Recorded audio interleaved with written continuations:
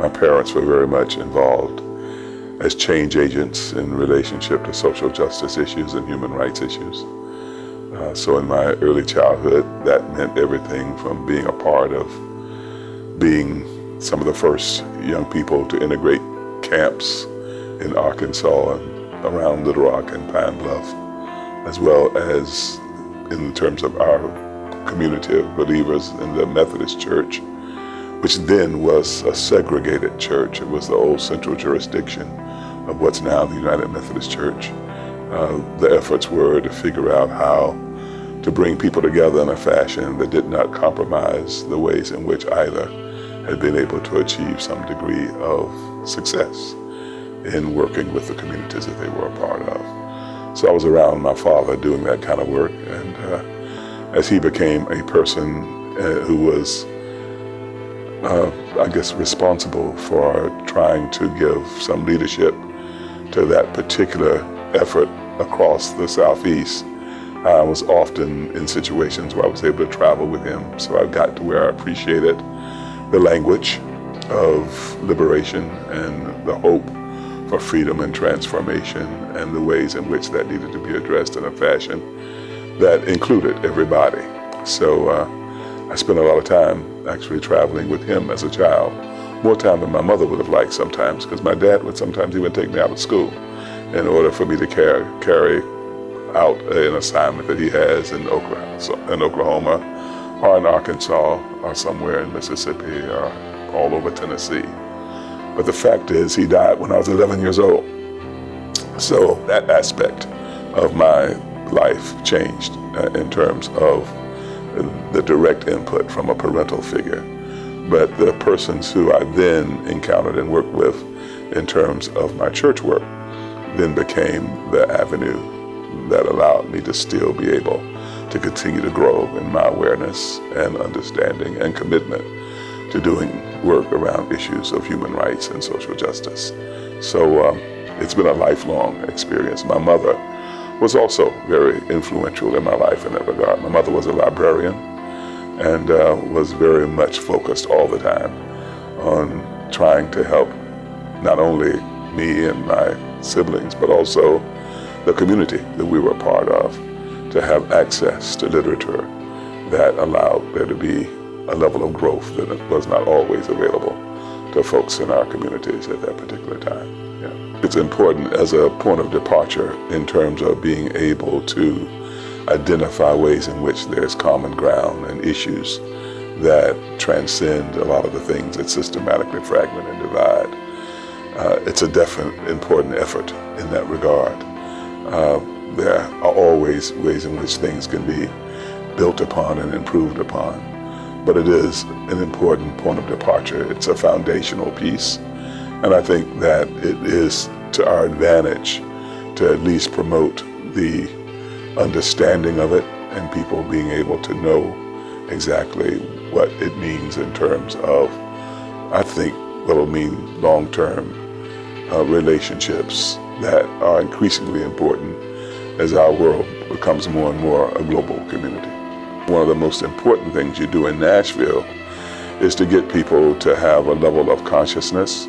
that is not undermined by the ways in which superficial evidence of things being better than they are. One of the things that's very complex in the Nashville community is because, especially in recent years of the rapid growth and the ways in which the development of the city seemingly is indicator of the ways in which there's success at a level that I think very often is not the case. There are very many people who are left out of the equation of inclusion, who are not a part of the circle of opportunity, and who find themselves over and over again having to overcome the stumbling blocks and barriers that are part of historical inequities and injustices. And there's a way in which those issues, in terms of us being the ones who continue to just raise the questions and try to get people to see more clearly that what might superficially look like a degree of success is perhaps not as great as sometimes it might be perceived to be. That's one of the issues that's very problematic in our entire society, though, because superficiality in terms of the way in which we assess, evaluate, and see and understand things is very often to our disadvantage. So I'm one of those people that's always trying to push people to look deeper and to try to plumb the depths of issues in a way that allows folks to appreciate the fact that we all collectively have responsibility, should hold each other accountable, and to appreciate the fact that even though there might be the illusion sometimes of a greater level of equality than there is, it's the kind of thing that's like a cancer that can be haunting and in due season can end up being a point of destruction in terms of the full realization of the potentials that a city like Nashville has. So it's important to paint the picture in a way that you don't leave out what ends up being momentarily distasteful for folks. It's kind of like when you're writing a biography. It gets to be important to learn how to make sure you're critical enough in your thought to include the things that aren't necessarily that flowering or that favorable in terms of perhaps the way you might have to project the truth. But it's only when you deal with the truth that you can overcome the problems in a way that ends up being what I feel is necessary, and more necessary than ever in times like these. One of the things that we can all do is to begin with ourselves. It's important, I think, to understand that the person in the mirror is the person that you have the greatest ability to influence in terms of the roles that we can play, in terms of being change agents, and in terms of being people who can bring about transformative kinds of experiences in the lives of people around us. So it requires an ongoing effort at maintaining the personal discipline that allows us not to fall into the traps that very often perpetuate bigotry and prejudice and bias and insensitivity to difference in a way that then compromises our ability to see all people as being really shaped by one hand of creation, and being able to get people to understand that that particular way of seeing each other is at the heart, at the center, at the core of what we have to be able to advance. So I always say it starts with the individual. One of the things that I think is very often a point of understanding that we don't fully appreciate is how we can fall into the trap of not being as effective as we potentially can be when we allow ourselves to get stuck on single issue kinds of dynamics. One of the things I've done, I very often, people will try to pigeonhole you or frame you in a way that says, this is what this person does. For me, very often, people think of that in terms of being the work that we've done around infectious disease and the work that we do, not just nationally, but globally. I end up being a voice for issues like,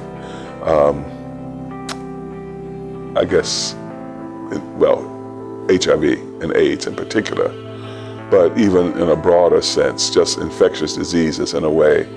that helps people to understand, for instance, even how vaccine research ends up being important because of the fears, because of the historical inequities, because of the injustices that have been perpetrated. There's a way in which you don't find necessarily an open-mindedness to people understanding how vaccines on a global level end up being important. But I spend time doing that kind of work around HIV, but particularly focused on vaccine research. But I also spend a lot of time trying to develop an understanding of preventative kinds of measures that can be taken, and also doing that in a way that takes advantage of the relationships that we've been able, and I've been able to cultivate over time with other persons who are clergy, who do end up being trusted voices in communities. And to the extent that you can get clarity and dispel the myths and address the misunderstandings in those communities, you have done an awful lot towards advancing a level of knowledge that very often is not taken to the places where people are being most disproportionately infected by disease. But then I also spend a lot of time doing drug policy reform issues, because especially how that has translated into mass incarceration, which has compromised the lives of too many people, especially in the United States, but it's true all around the world. There are ways in which the work I've been involved in doing extends all the way to Portugal and some of the things that go on in South America, in terms of just understanding how a lack of appreciation for how issues like that can be effectively addressed and problems resolved in some instances ends up being something that people just don't understand. Sometimes people hear the idea of addiction, they hear the idea of use of drugs in a way that don't especially appreciate the degree to which that ends up being, especially in the Western world, a part of a phenomenon that affects everything that has to do with health. I mean, most of us, when we find ourselves dealing with anything that looks like a problem in health terms, the first thing we think of is, what can we take? You know, what kind of medicine is there that we can internalize that will make a difference? Well, that mentality carries over into all the ways in which people find the necessity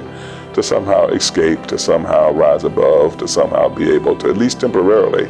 have some degree of modicum of peace in their lives. And that very often can translate into behavior that's compromised by substances that might be outside of the circle of the law in terms of what's acceptable. So I spent a lot of time doing drug policy reform work as well. But drug policy reform work is very much related to the work that we do in terms of infectious disease. And then the same thing ends up being true in terms of access to health care, period. So I spent a lot of time just dealing with healthcare needs and the like across the board. And then there's the LGBTQIA community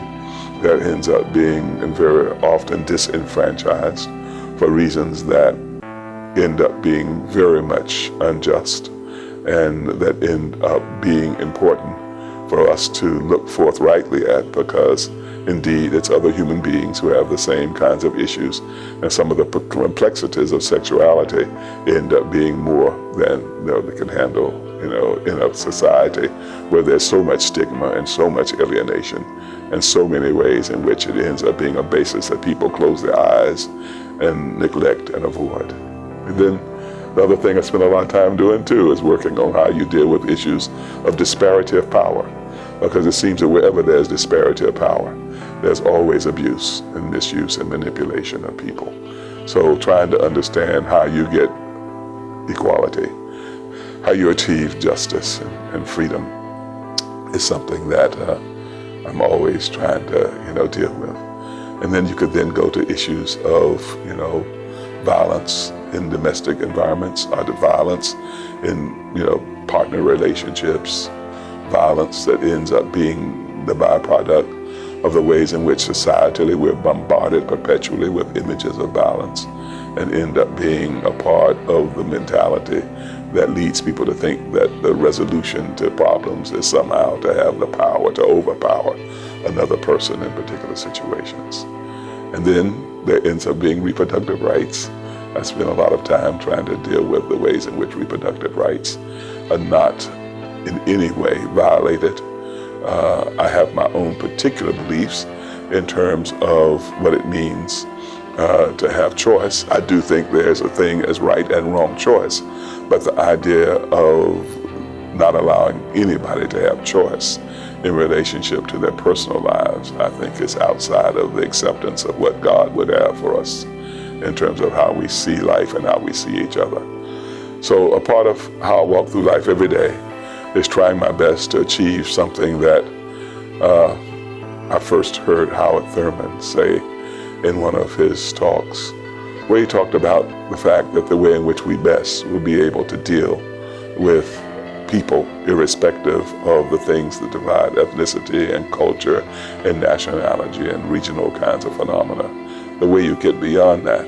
is the way you understand that the fingerprint of God is on us all. And a part of it means that looking at the other person means, trying to connect the God in me with the God in you in a way that allows there to be then a thread of consciousness, a thread of understanding, a thread of appreciation. And ultimately that can become a thread that translates into peace and love, and the things that I think are probably ultimately what we seek. So all the work that I do around human rights I always am trying to find those points of intersection. Intersectionality is a phenomenon that you have to appreciate, and if you try to deal with it academically, it gets to be important to learn how to do it in terms of interdisciplinary work, and if you deal with it within the context of faith, then it gets to be important to understand it in interfaith terms and multi-faith terms, because there's a way in which those distinctions that we make in terms of doctrine and belief are very often less than what allows us to have the most effective ways in which we deal with bringing about a kind of harmony, wholeness, oneness, unity, togetherness that I think is really a part of the blueprint that the Creator has established for us. It ends up being a matter of us learning how to more effectively use and follow the blueprint.